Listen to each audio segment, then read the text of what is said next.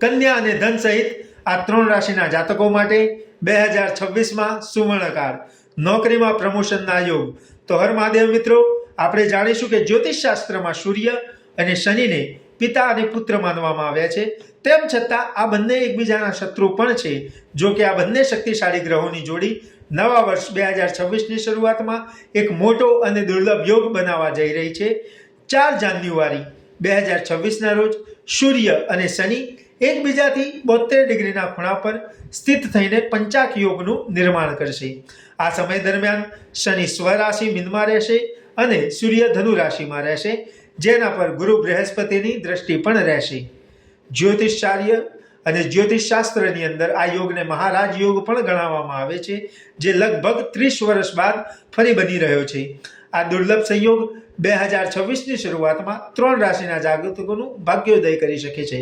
તો ચાલો મિત્રો જાણીએ આ 3 રાશિઓ કઈ છે। પ્રથમ છે કન્યા રાશિ। વર્ષ 2026ની શરૂઆત કન્યા રાશિના જાતકો માટે નવી આર્થિક સંભાવનાઓ પેદા કરશે। તમારા ધન, કારકિર્દી અને વ્યવસાય સંબંધિત જે કાર્યો લાંબા સમયથી અટકેલા હતા તેમાં ગતિ આવશે।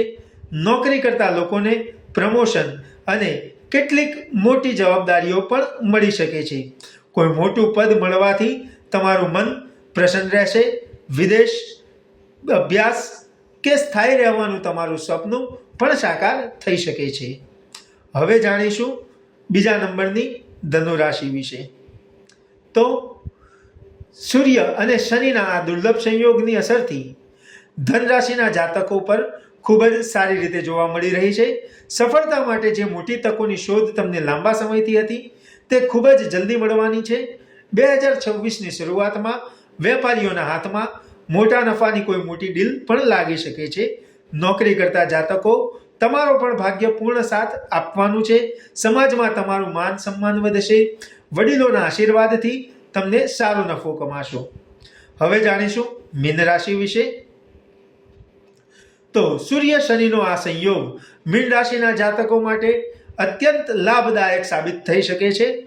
તમારી નાણાકીય સ્થિતિની અંદર સારો એવો સુધારો થશે। જૂનું દેવું કે અટકેલા ધનની પણ વાપસી થશે। જો કોઈ રોકાણમાં લાંબા સમયથી પૈસા ફસાયેલા હશે તો તે પણ પાછા મેળવવાની શક્યતા વધી શકે છે। જે લોકોને ઘણા સમયથી રોજગારની શોધ છે તેમની આ શોધ ખૂબ જ જલ્દી પૂર્ણ થવાની છે। કોઈ સારી અને મોટી નોકરીની તક તમારા હાથમાં લાગી શકે છે। આ સાથે તમે રોગ બીમારીઓથી પણ છુટકારો મેળવશો। હર મહાદેવ મિત્રો।